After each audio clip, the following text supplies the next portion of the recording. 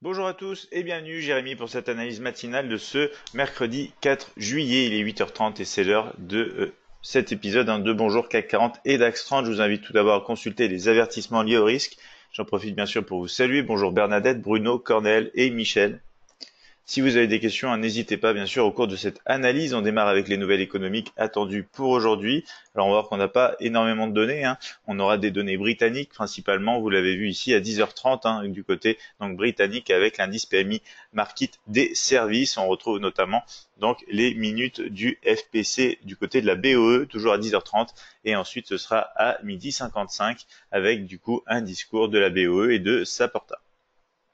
Donc voilà pour les données, pas grand-chose. Rapide rappel quand même sur les changements qui vont intervenir avec la régulation de l'ESMA, effet de levier maximum à 30 pour les paires majeures, à 20 pour les paires mineures, exotiques, CFD indicéor et du coup une offre différente entre les clients professionnels et particuliers. Cette catégorie, ce changement de catégorie notamment n'intervient pas de manière automatique. Il faut bien sûr postuler et ce sera effectif à partir du 30 juillet 2018. Donc différence entre les restrictions d'effet de levier et protection contre les soldes négatifs. On passe maintenant au support et résistance de la journée.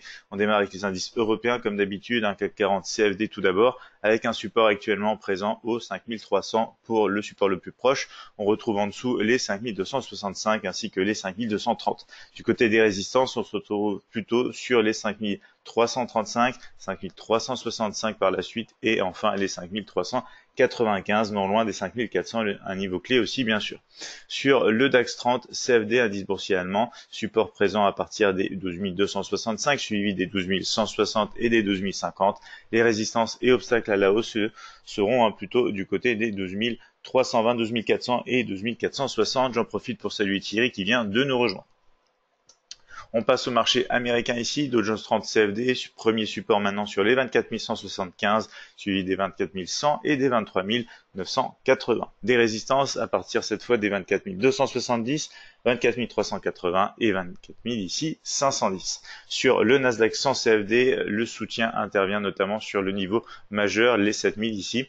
On a notamment ensuite des zones autour des 6965 et 6920. Du côté des résistances, on pourrait tout d'abord se heurter à la petite zone ici des 7025, 7050 avant les 7080 et 7120.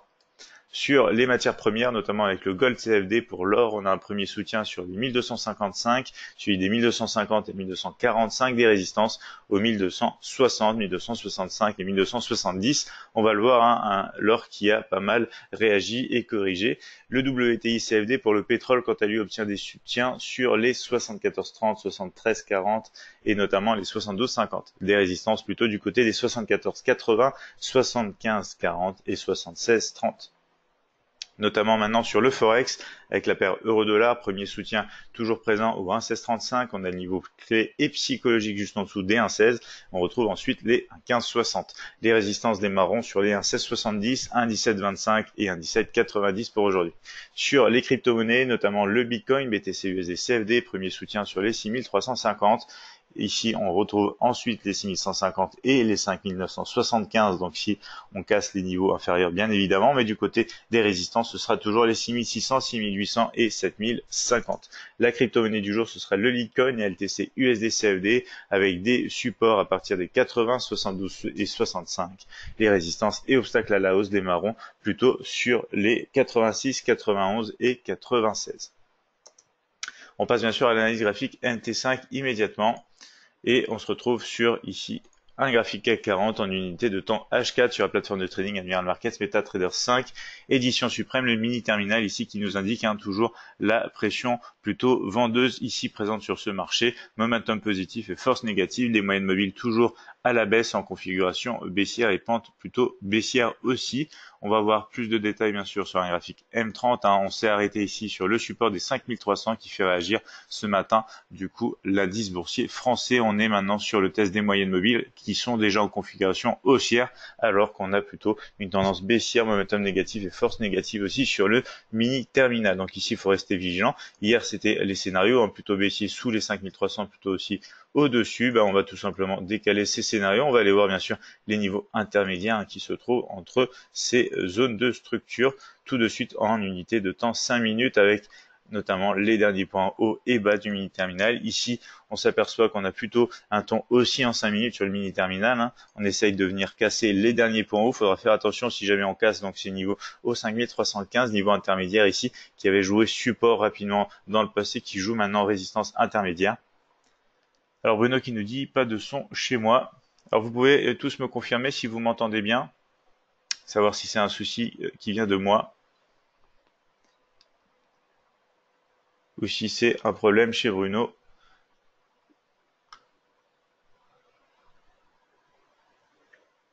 J'attends vos réponses. Hein. Bernadette qui nous dit non, c'est bon. Donc regardez Bruno si c'est pas un souci chez vous. Cornel qui nous dit avec interruption. Thierry qui nous dit son ok. Ah. Est-ce que maintenant vous m'entendez toujours avec des interruptions ou est-ce que c'est assez continu? Cornel qui nous dit c'est ok. Bruno, vous avez toujours pas de son?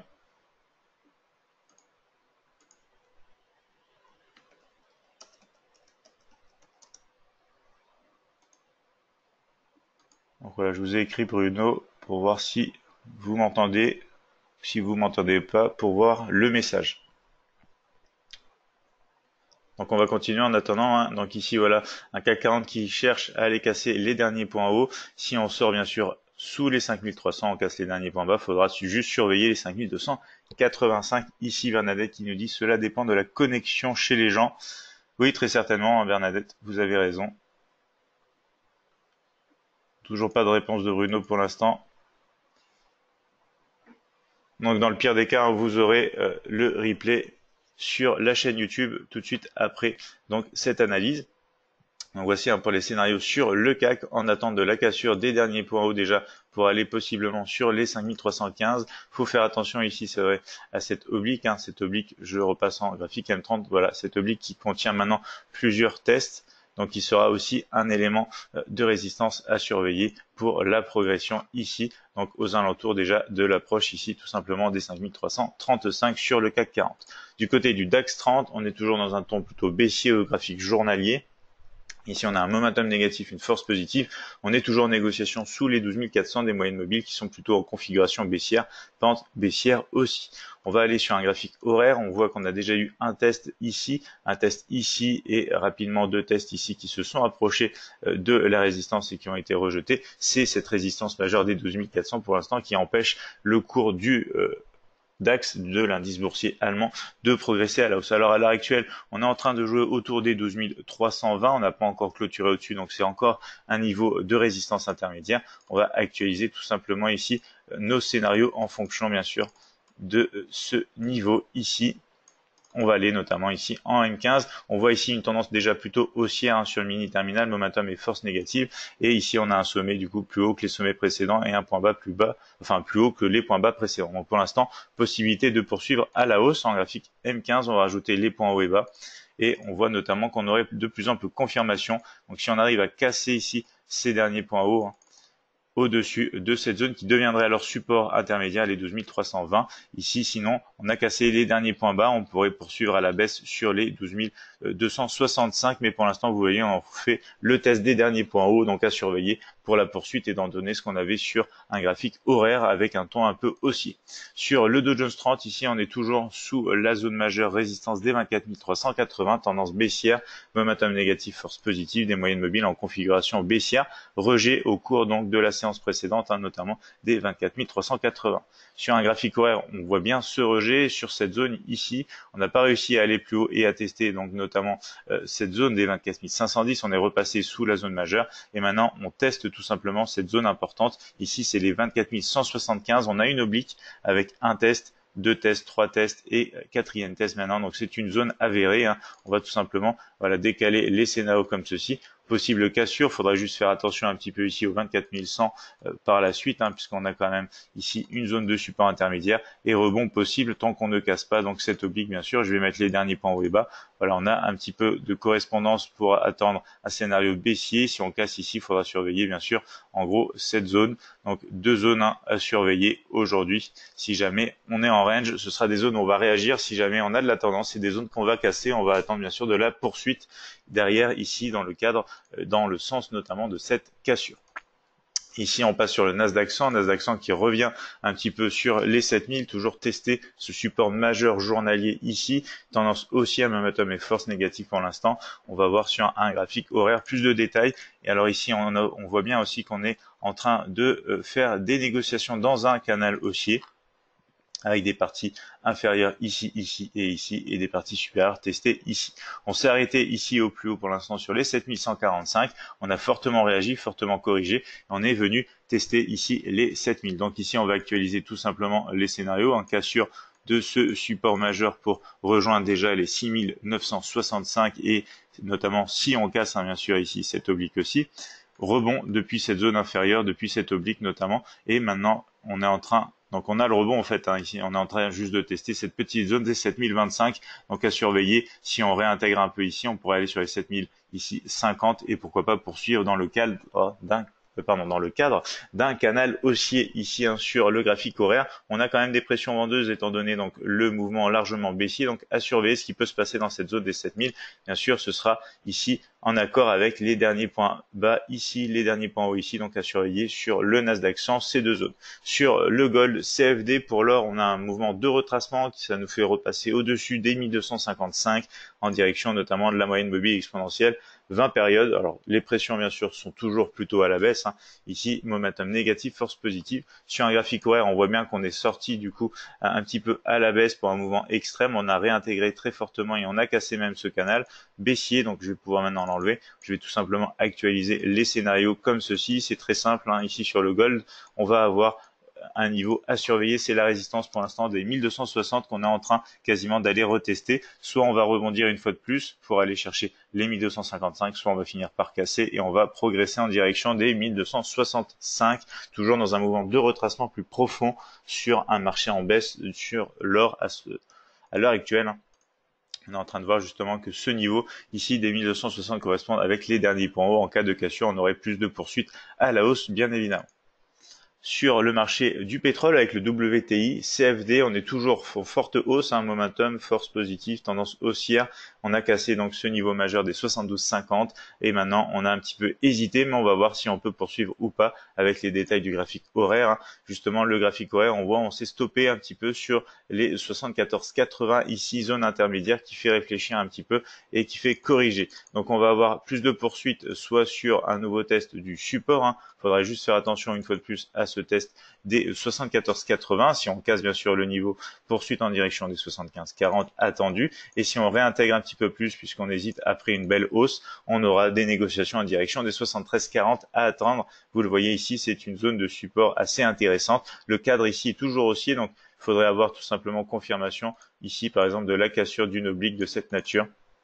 Je vais mettre les derniers points hauts et bas et notamment voilà la cassure des derniers points hauts pour poursuivre à la hausse. Donc on va laisser un scénario plutôt comme ceci, puisque à l'heure actuelle c'est un scénario de retracement. Ici on peut être petit à petit en range avant d'avoir une cassure à la hausse ou à la baisse. Donc voilà, pour les scénarios du pétrole, WTI à surveiller la zone des 74,80 ou des 74,30. Sur l'euro-dollar, ici, on a toujours de la pression vendeuse, une tendance baissière, momentum positif, force négative, et on a toujours des négociations aux alentours de la moyenne mobile journalière 20 périodes ici, exponentielle en bleu. Et on n'arrive toujours pas à sortir de cette zone de range assez large et on réagit toujours plutôt bien en rebond dès qu'on touche et dès qu'on approche la 1,1525. Donc on va passer en graphique horaire ici et on va s'apercevoir qu'on est un petit peu en consolidation ici entre ces deux obliques.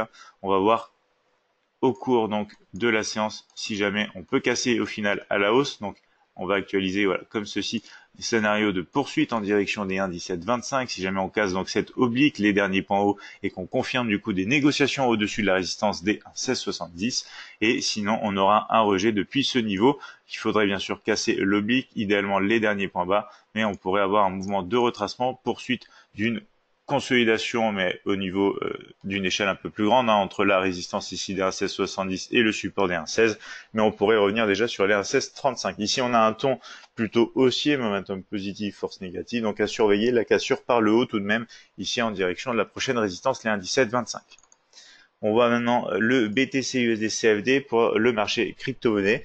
On a notamment ici des rejets sur les 6600, un niveau majeur de résistance sur ce graphique journalier, tendance baissière, momentum négatif et force positive des moyennes mobiles qui indiquent toujours la baisse. Ici, on est juste venu négocier un petit peu à l'intérieur du nuage pour peut-être retrouver plus de pression vendeuse. On va voir ça sur un graphique déjà H4 sur lequel on voit bien donc le rejet de cette zone. J'avais fait un rectangle ici pour matérialiser un petit range. On a cassé plutôt à la baisse et on est revenu dans le nuage des moyennes mobiles. Alors ici, on est toujours sur un ton plutôt haussier puisqu'on a réalisé des sommets plus hauts que les sommets précédents et on est en train de faire des points bas plus hauts que les points bas précédents. Donc pour l'instant, on revient sur la zone de support des 6350 qui correspond avec cette structure précédente et le nuage des moyennes mobiles. Donc de ce point de vue-là, on peut voir quand même une certaine poursuite à la hausse. Sur un graphique horaire, on va voir donc qu'on a cassé ce canal baissier pour faire le test de la résistance. Donc je vais maintenant pouvoir enlever ce canal. On voit bien donc cette zone qui a réagi et qui nous a fait retracer en direction des 6350. Donc maintenant, il va falloir attendre de voir ce qui peut se passer dans cette zone, soit un rebond, soit un petit peu de consolidation et une cassure à la baisse. Donc on va actualiser tout simplement ici. On va notamment rajouter les points hauts et bas et on va attendre plutôt soit un rebond depuis cette zone. Le mouvement de retracement, on l'a déjà eu, donc on va attendre plutôt une poursuite à la baisse sous cette zone si jamais on a des confirmations, bien évidemment, du price action, cassure des derniers points bas et relance du mouvement. Il faudra faire attention à cette zone ici qui peut représenter au final une zone de test pour un rebond, étant donné ce qu'on peut voir notamment sur le graphique H4 qui est plutôt haussier pour le moment, un graphique horaire ici qui est plutôt à la baisse. Sur la crypto-monnaie du jour, le Litecoin LTC USD CFD, toujours en tendance baissière sous le niveau majeur des 91. On revient tester rapidement ici la moyenne mobile exponentielle 20 périodes journalières et on voit pour l'instant on rejette ce niveau. Sur un graphique H4, on va s'apercevoir aussi, donc on a un niveau ici de support, c'est le niveau D80 qui a joué son rôle pour l'instant avec la cassure par le haut. On n'a pas été encore chercher les 91, mais on a déjà eu un mouvement haussier, donc on a aussi un ton en H4 à la hausse comme sur le Bitcoin. Et pour l'instant, on revient dans le nuage des moyennes mobiles, tester notamment des zones ici un petit peu intermédiaires, donc possible poursuite à la hausse selon ce graphique H4. Donc ici, vous voyez un graphique horaire qui est en désaccord avec le graphique H4 qui est en désaccord avec le graphique journalier et du coup il va falloir avoir plus de confirmation notamment sur un graphique horaire pour du plus court terme. Ici ce qu'on peut voir déjà c'est qu'on est dans un canal baissier ici en négociation, en correction, donc après les mouvements haussiers qu'on avait vu ici en H4 qui représente au final une vague à la hausse. On a quand même les 86, niveau intermédiaire de résistance qui peut nous aider à attendre des confirmations plutôt comme ceci. En cas de cassure des 86, de cassure de la partie haute du canal, on pourrait avoir un élan et aller chercher un réel test des 91. Ici, pour l'instant, du moment qu'on est au sein du canal baissier et notamment sous les 86, c'est plutôt un scénario de poursuite de retracement en direction notamment des 80. Pour avoir peut-être ici de meilleures opportunités de relance à la hausse, mais pour l'instant c'est un mouvement correctif au sein d'une tendance H4 qui est plutôt haussière. Sur l'Ethereum, ici on voit bien qu'on a réagi sur les 470, on est repassé plutôt à la baisse, on est en train de compléter pour l'instant le scénario de retracement en direction notamment donc ici de l'oblique supérieur du canal baissier ici, notamment la zone des 440, on n'a pas réussi à confirmer au-dessus des 470 et notamment au-dessus des derniers points hauts. On va passer rapidement sur le Bitcoin Cash. Ici, c'est pareil, on a réagi depuis la zone ici des 830. Maintenant, on est repassé sous les 770. Donc, pour l'instant, on est plutôt dans un mouvement de correction en direction les 715. Ici, on attendrait cassure des derniers points hauts, cassure de cette résistance pour entreprendre un scénario possiblement haussier en direction des 830. En attendant, ici, on est dans un mouvement correctif. Ici aussi, on peut voir, ça correspondrait le test des 715 avec l'oblique ici, la borne haute du canal baissier ici, de la borne haute du canal ici, baissier qu'on avait déjà analysé lundi, hier, au cours de notre séance, enfin lundi, il y a 2 jours, au cours de notre séance des crypto-monnaies. Donc voici pour cette analyse matinale, je vois qu'on n'a pas d'autres questions. Bruno qui nous dit merci Jérémy, excellente journée. Merci à vous Bruno, passez une excellente journée. Bernadette qui nous dit aussi merci de montrer des bonnes journées, peu présentes car je profite de la mer, mais je profite du replay autrement. Ah, très bien Bernadette, merci, ça me fait très plaisir de profiter de la mer, surtout qu'il commence à faire beau. Cornel qui nous dit le son toujours avec interruption, mais intelligible. Merci, bonne journée. Merci Cornel, je vais voir ce que je peux faire pour améliorer ça. Je vous souhaite à tous bien sûr de passer une très bonne matinée, une très bonne journée, une bonne séance de trading bien évidemment. On se retrouve dès demain. Donc pour ceux d'entre vous qui nous regardent depuis la chaîne YouTube, je vous invite bien sûr à nous rejoindre et vous retrouverez plus d'informations sur notre site internet admiralmarkets.fr.